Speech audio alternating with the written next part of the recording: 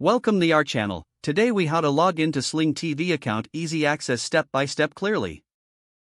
To begin, open your preferred web browser. In the address bar, type in the Sling TV website URL. Press the enter key on your keyboard.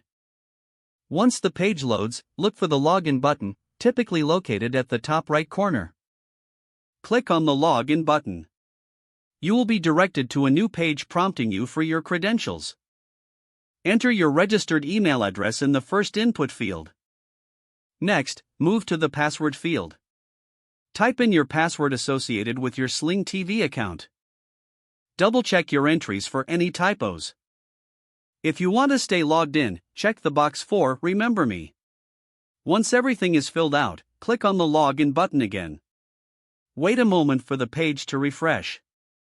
You should now be logged into your Sling TV account. If you encounter any issues, look for the Forgot Password link.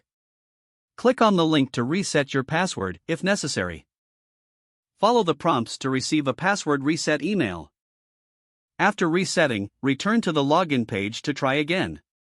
Enjoy accessing your favorite shows on Sling TV. If the page does not load, refresh the browser or try again in a private or make sure you are using the correct email address, then retype it carefully to avoid small typos. If your password is not accepted, use the reset option and create a new strong password you can remember.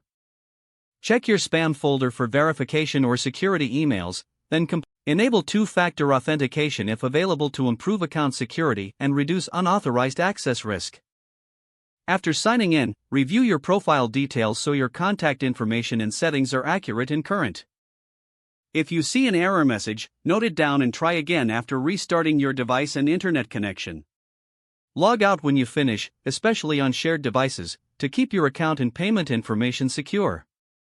If the page does not load, refresh the browser or try again in a private or incognito window.